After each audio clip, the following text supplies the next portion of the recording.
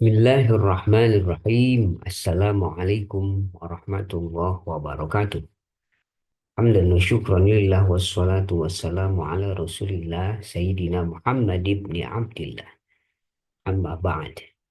Teman-teman semua, insya Allah di pertemuan kali ini kita akan lanjutkan belajar kita bersama tentang pembelajaran akidah akhlak. Di pertemuan kali ini apa yang akan kita bahas? Insya Allah kita akan belajar bersama tentang bagaimana pengembangan model pembelajaran akidah akhlak. Mari kita mulai belajar kita bersama dengan membaca basmalah. Bismillahirrahmanirrahim. Teman-teman semua, pengembangan model pembelajaran ini, kenapa sih model pembelajaran ini harus dikembangkan? Karena semakin hari zaman yang semakin terus berubah, kemudian teknologi juga yang semakin terus maju, maka kita memerlukan adaptasi dari pembelajaran yang eh, telah terjadi. Maka ada pengembangan dari model pembelajaran yang sudah ada. Itu menyesuaikan dengan perkembangan zaman, perkembangan eh, kemajuan ilmu pengetahuan dan teknologi.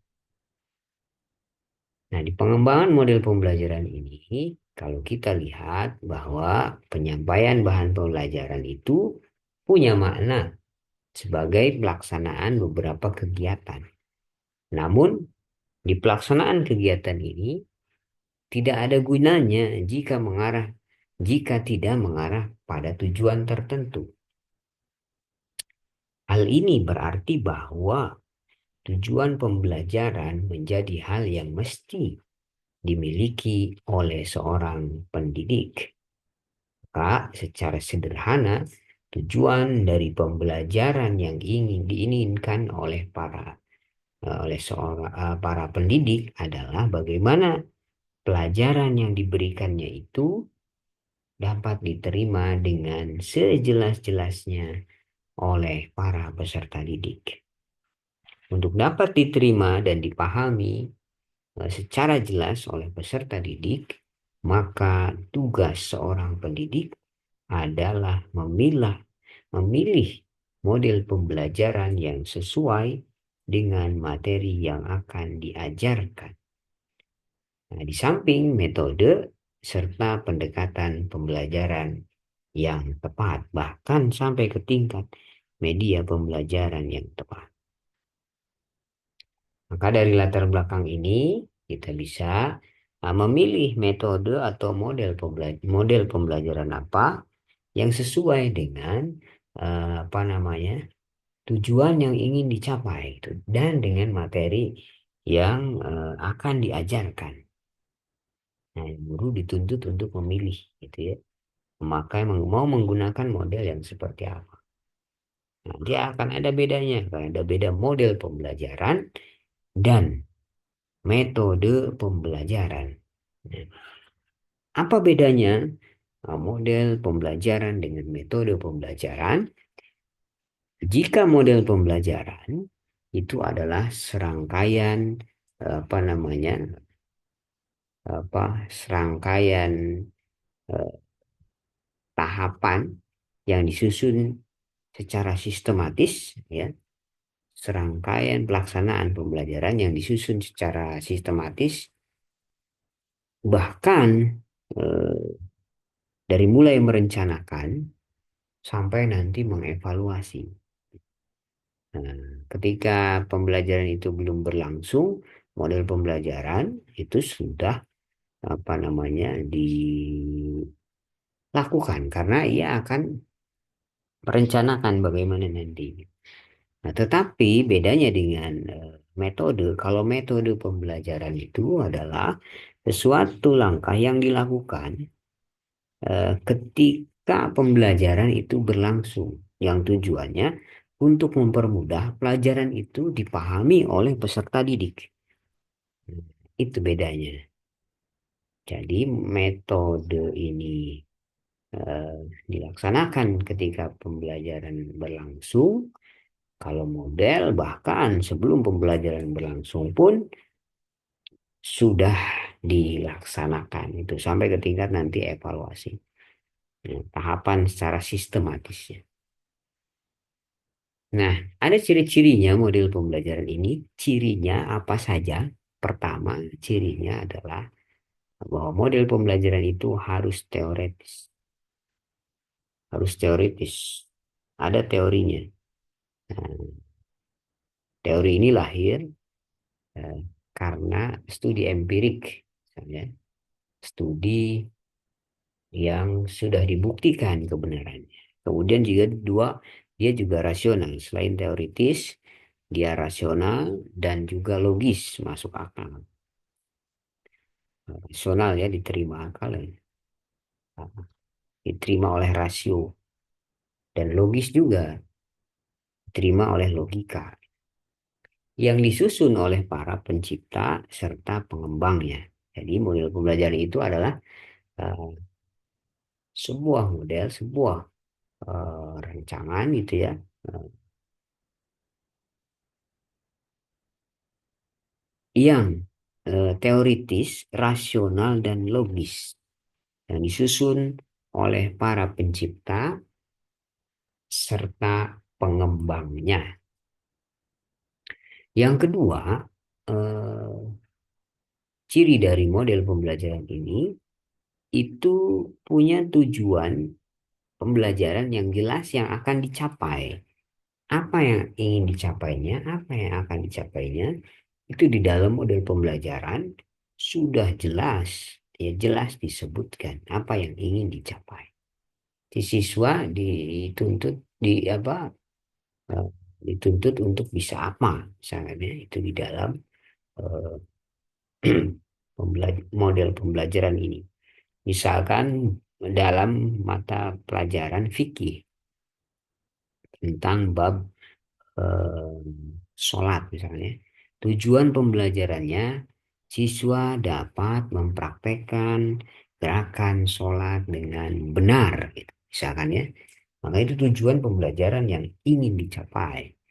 Atau siswa ya dapat mempraktekkan atau siswa memahami atau siswa memahami bacaan sholat itu merupakan satu tujuan pembelajaran. Nah, ketika kita tahu tujuan itu, tujuan yang ingin dicapai, maka kita memilih model pembelajaran seperti apa yang sesuai dengan tujuan yang ingin dicapai, yang mempermudah untuk mencapai tujuan yang ingin dicapai itu. Nah, itu ya ciri yang kedua. Yang ketiga, bahwa model pembelajaran itu cirinya adalah mempunyai desain tingkah laku mengajar yang sistematis. Jadi dia punya desain tingkah laku mengajar yang sistematis. Jelas gitu ya, ada tahapan-tahapannya dari mulai perencanaan sampai nanti ke evaluasi. Nah, itu model pembelajaran. Jadi punya tahapan yang jelas, desain tingkah laku mengajar yang jelas dan sistematis. Dan yang keempat,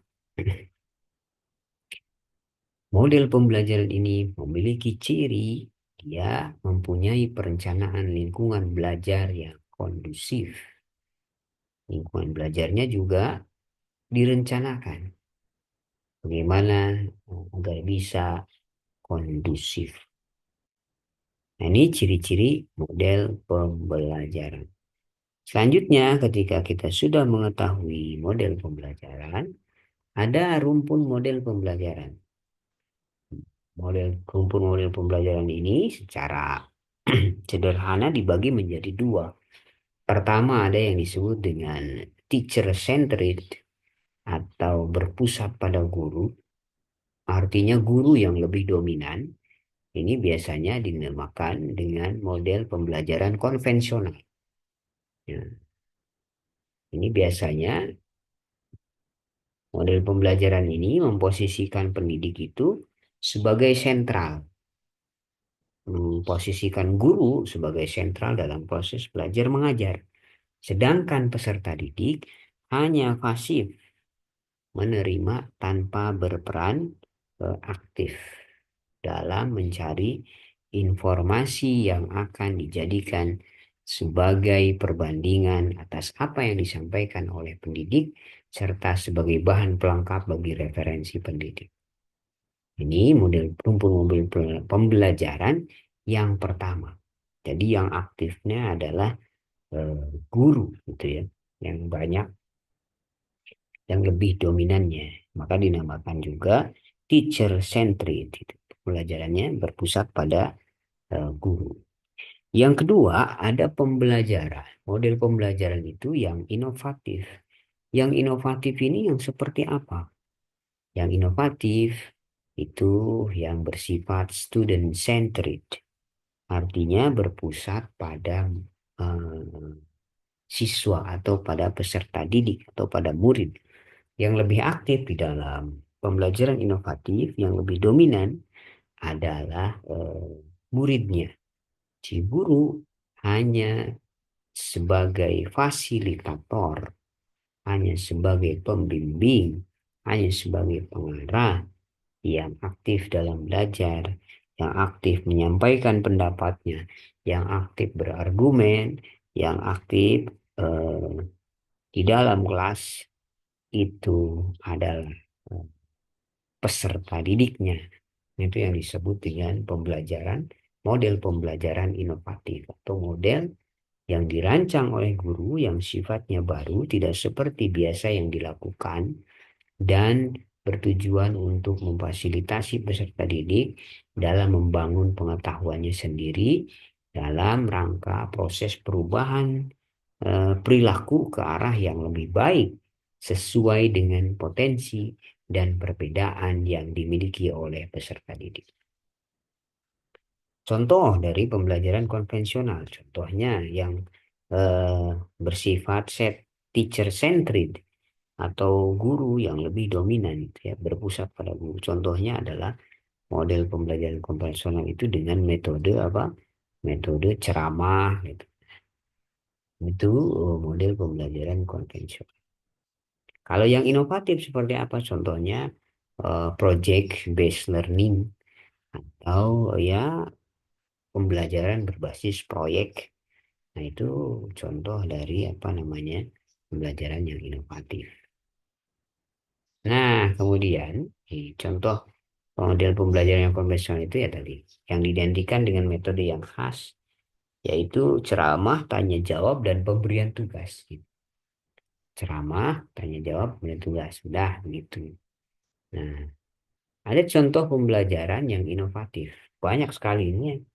Sekarang sudah berkembang banyak, lebih banyak lagi model pembelajaran yang inovatif. Ini beberapa contoh saja yang disajikan di pertemuan kali ini. Pertama ada model pembelajaran unit. Belajar unit ini bentuk penyajian bahan pelajaran dengan penentuan bahan pelajaran dalam bentuk unit.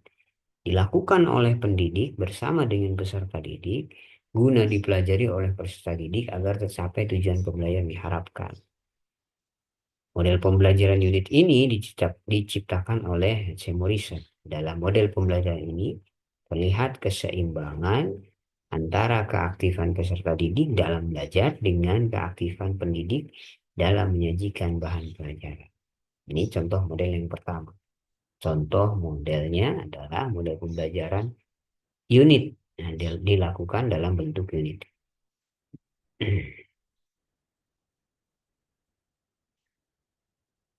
Yang kedua ada model pembelajaran aptitude treatment interaction atau ATI. Ya. Pendekatan dalam proses pembelajaran yang dilakukan di dalam model pembelajaran aptitude treatment interaction ini terdapat usaha-usaha untuk mencari serta menemukan perlakuan-perlakuan atau treatment yang sesuai dengan perbedaan kemampuan atau aptitude peserta didik. Jadi ada usaha untuk mencari serta menemukan perlakuan yang sesuai dengan perbedaan kemampuan peserta didik, yaitu perlakuan yang secara optimal bisa efektif diaplikasikan bagi peserta didik yang berbeda tingkat kompetensinya. Nah, ini model pembelajaran attitude treatment interaction. Jadi si guru menemukan treatment yang berbeda, memberikan treatment-treatment yang berbeda kepada eh, peserta didik yang peserta didiknya pun memiliki kemampuan yang berbeda-beda. Nah, ini model pembelajaran aptitude treatment interaction. Selanjutnya ada model pembelajaran kontekstual, teaching and learning atau CTN. Gitu ya. Model pembelajaran ini, contextual teaching and learning ini merupakan sebuah strategi pembelajaran yang menitik beratkan terhadap proses keterlibatan peserta didik secara total. Agar apa? Agar dapat menemukan materi pelajaran dan menghubungkannya dengan situasi kehidupan nyata. Sehingga itu dapat diterapkan dalam kehidupan mereka sehari-hari. Jadi belajarnya secara kontekstual. Ya, bagaimana pelajaran itu dapat dihubungkan dengan situasi kehidupan nyata sehingga dapat diterapkan dalam kehidupan sehari-hari. Contohnya belajar tentang apa ya? Tentang misalkan kalau dalam matematika teorema Pitagoras misalkan ya.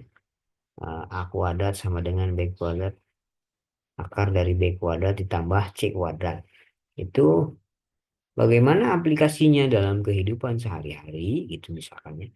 Nah, dikontekstualkan pelajaran itu. Mencari sudut kemiringan gitu kan.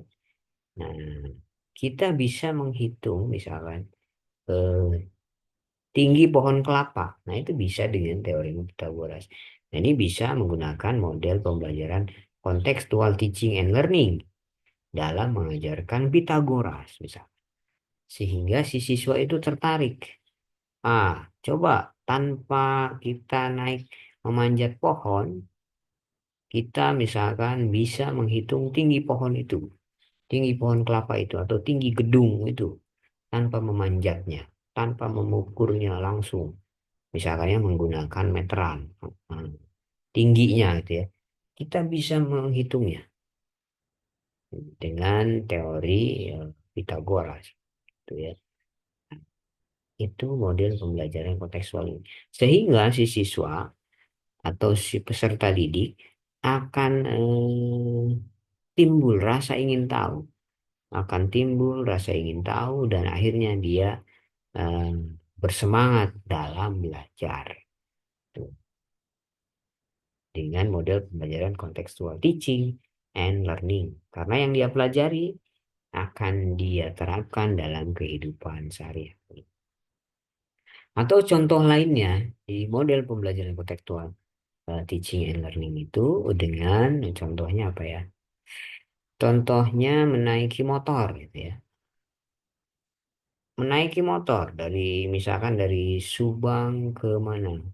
Ke Bandung. Nah, jaraknya misalkan dari Subang ke Bandung ya 70 kilometer jaraknya misalkan ya. Nah, berapa kecepatan yang harus rata-rata yang harus di apa namanya dijalankan oleh motor ini agar bisa sampai ke Bandung dalam waktu 1 jam misalkan. Nah itu kan model pembelajaran kontekstual teaching and learning misalkan ya. Karena dikaitkan dengan kehidupan sehari-hari misalkan. Itu bisa kan dengan rumus kecepatan eh, S sama dengan jarak itu ya. Kalau jarak eh,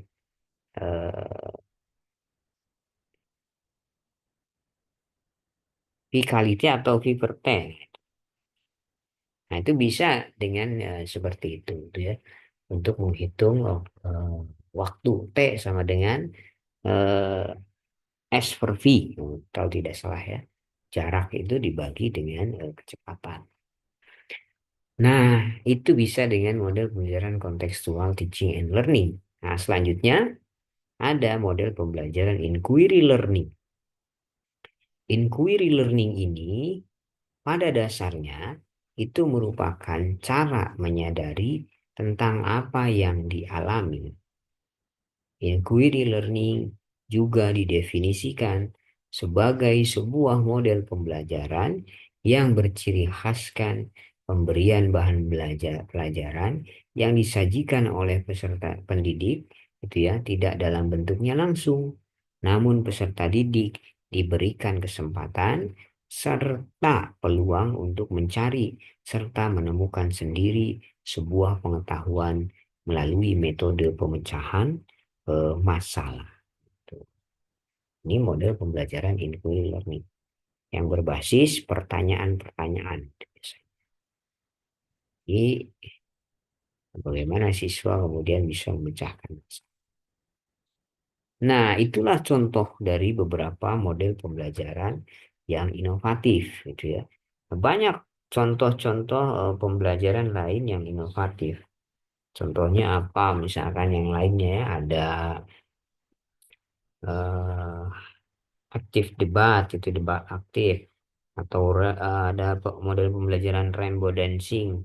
Rainbow dancing itu tari bambu atau circuit learning, complete sentence, konsep sentence gitu ya, connecting, organizing, uh, reflecting dan extending. Banyak sekali. Juga ada outbound atau open ended mind mapping gitu ya, peta konsep gitu. Itu juga salah satu dari model pembelajaran. Atau ada jigsaw, ada habit forming atau pembiasaan, banyak sekali. Dramatic learning, direct instruction atau demonstration, banyak model-model pembelajaran. Nah, maka disesuaikan dengan kebutuhan. Nah, sekarang bagaimana kita kalau ingin mengembangkan model pembelajaran? Caranya pertama, sesuaikan dengan tujuan pembelajaran yang ingin dicapai. Tujuannya ingin apa? Gitu kan tadi sudah dicontohkan, contohnya misalkan dalam pelajaran fikih tujuannya agar si anak ini bisa eh, melakukan mempraktikkan gerakan sholat dengan benar misalkan ya dalam bab sholat atau si anak memahami eh, bacaan sholat gitu ya. Nah itu tujuannya ditetapkan dulu, sesuaikan dengan tujuan pembelajaran yang ingin dicapai. Yang kedua, setelah kita sesuaikan dengan tujuan pembelajarannya, sesuaikan dengan kompetensi pendidiknya. Gurunya bisa nggak menerapkan model pembelajaran yang dipilih. Nah, yang ketiga, sesuaikan juga dengan kompetensi peserta didik.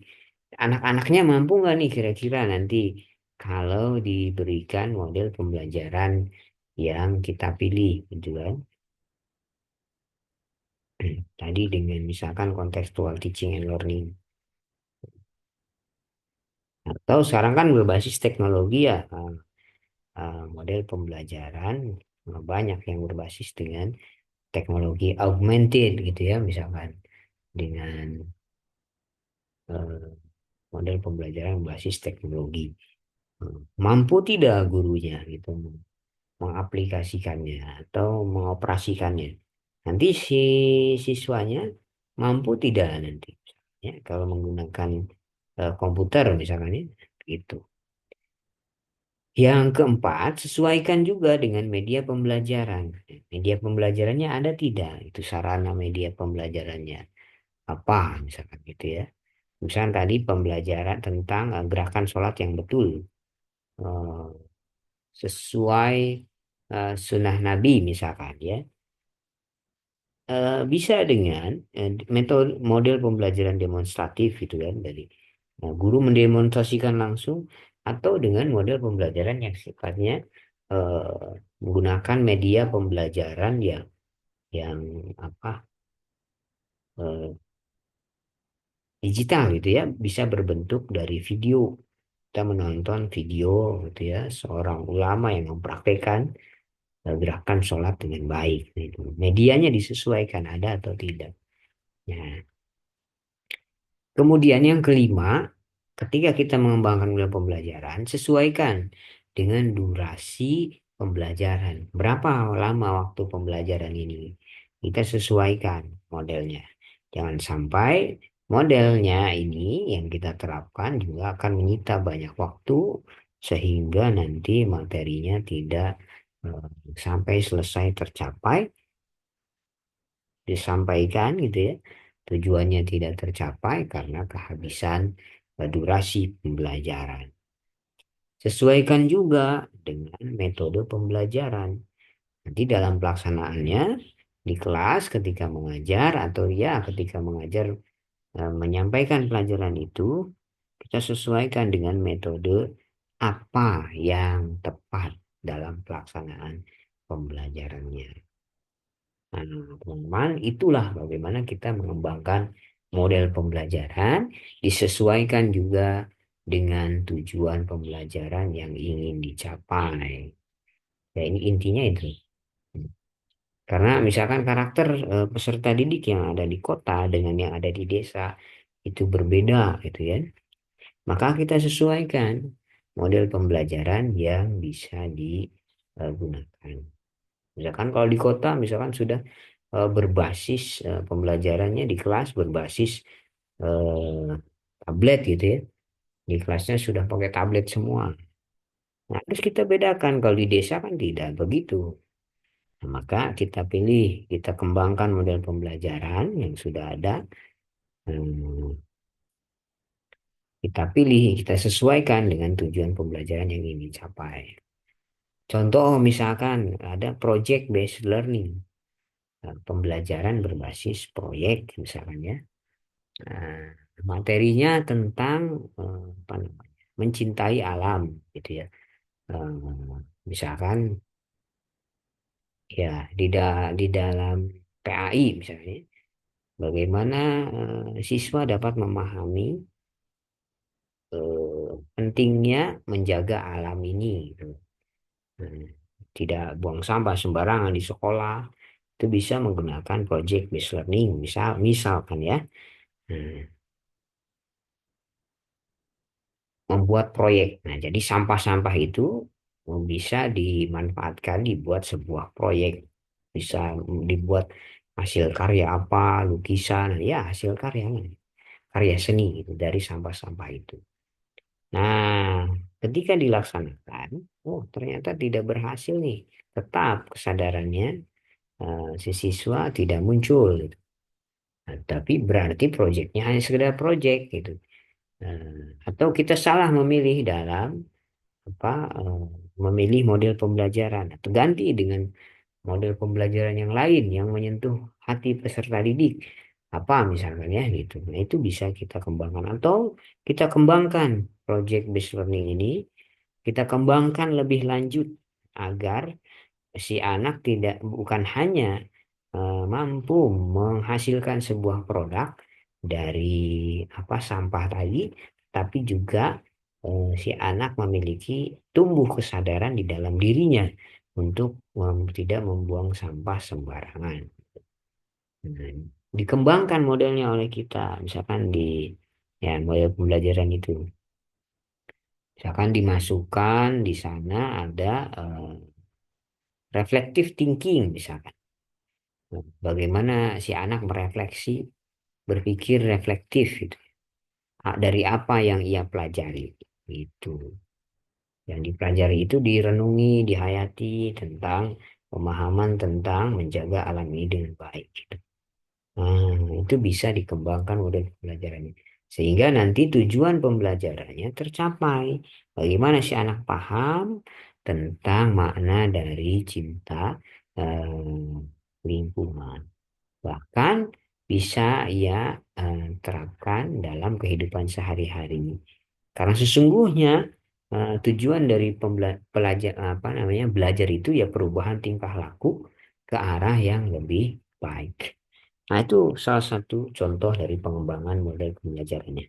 Baik, teman-teman, itulah materi kita pada pertemuan kali ini. Mudah-mudahan bermanfaat. Mohon maaf atas segala kesalahan. Kita tutup bersama dengan doa kifaratul majlis. Subhanakallahumma wa bihamdika asyhadu an la ilaha illa anta astaghfiruka wa atubu ilaik. Mohon maaf atas segala kesalahan. Akhirul kalam. Assalamualaikum warahmatullahi wabarakatuh.